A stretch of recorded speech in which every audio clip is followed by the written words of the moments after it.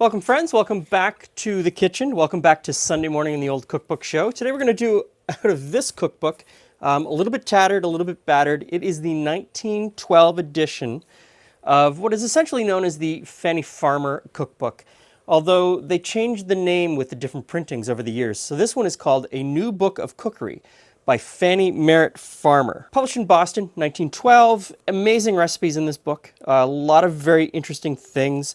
And one of the really interesting things in this book is the advertising in the back of products that we still see today on the shelves and products that we look at and go, wow, they actually sold that? You could buy that stuff? And today we're going to do a recipe for a caramel potato cake. I find recipes that put potatoes into them to be very interesting because potatoes bring an interesting texture both to breads and to cakes. So we're going to start out, I'm going to use the stand mixer. The stand mixer did not appear in American kitchens until after this book was published by probably 6 or 7 years.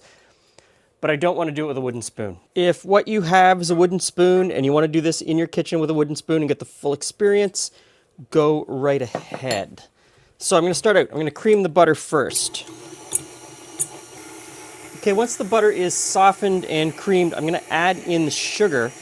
And I'm going to continue beating this until the sugar is fully dissolved into the butter.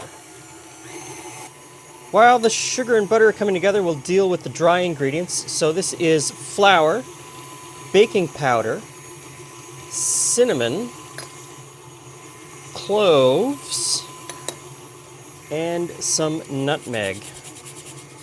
And as much as this is called a caramel cake, there's no actual caramel in the cake.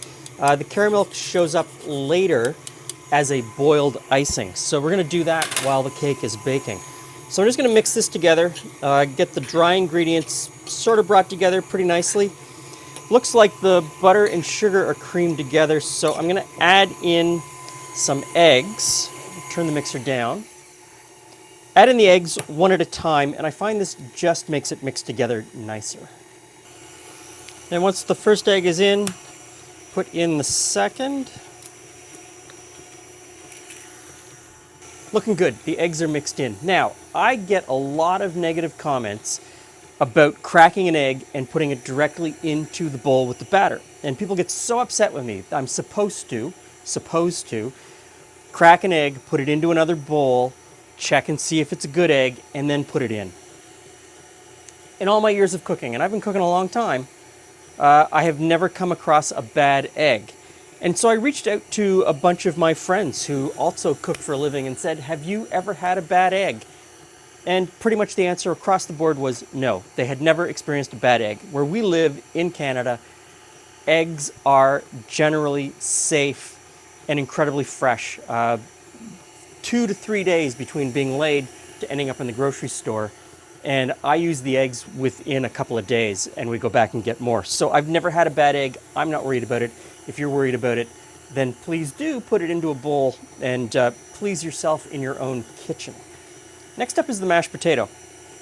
And it doesn't ask for a whole lot of mashed potato, just a half a cup.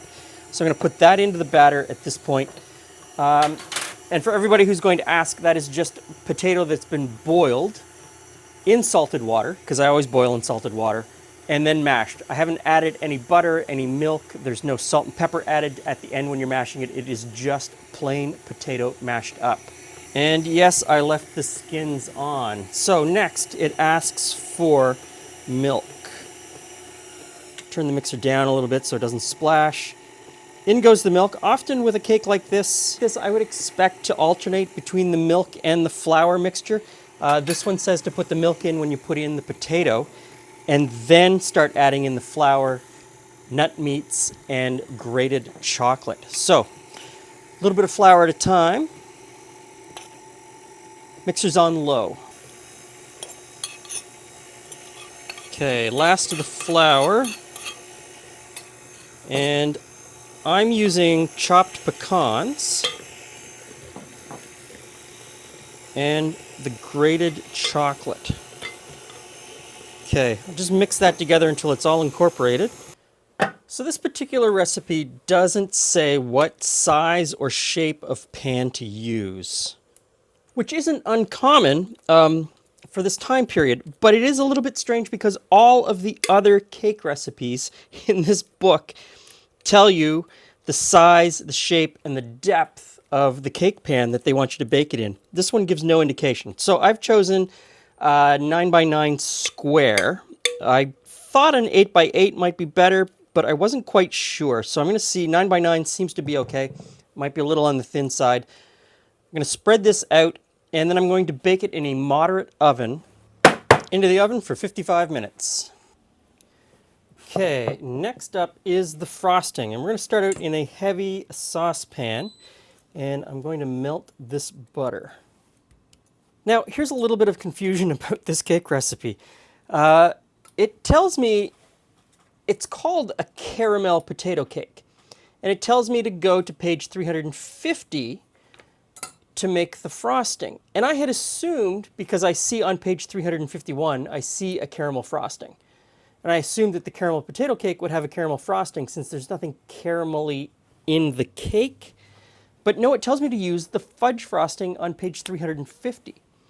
So I don't know if there's a double mistake in the recipe, if there's a typo, if it should have been called a fudge potato cake rather than a caramel potato cake. I don't know. We'll figure it out when we get to the tasting. So it tells me once the butter is melted that I should add in sugar and milk.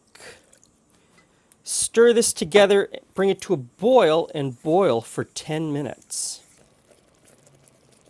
Okay, now I'm supposed to take this chocolate, unsweetened chocolate, and melt it in and let it go another 5 minutes. And you need to be careful not to let the chocolate stick to the bottom or the side of the pan because it will burn on. So monitor your heat pretty closely. Turn it down if you need to. This is not going to need 5 minutes. I'm about 2 minutes in and I think I've got the right consistency. So I'm going to take it off. Now, put in some vanilla and then you beat this until it's the consistency that you want to put it on the cake. So, let's see what happens. And then spread that on the cake.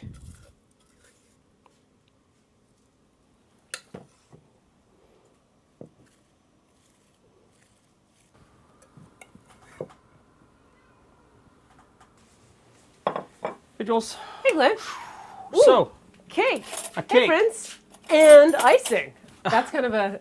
You don't have to get icing. No. I don't like icing cakes. If you've ever seen me ice a cake, you'll know that I don't like icing cakes.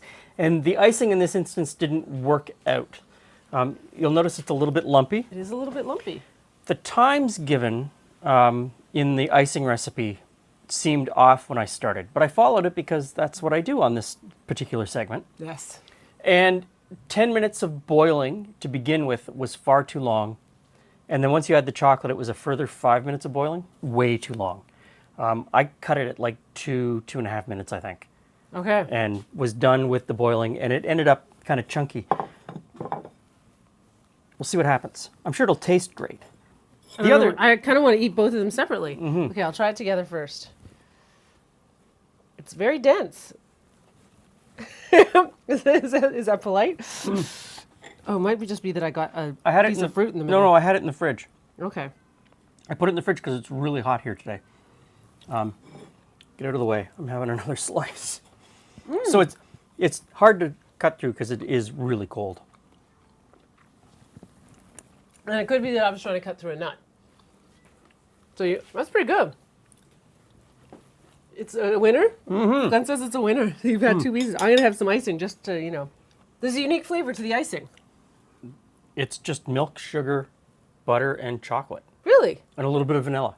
Huh. Like it really is a very simple boiled, it's a fudge icing.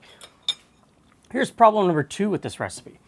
It's called a caramel potato cake, and yet there's no caramel in it at all.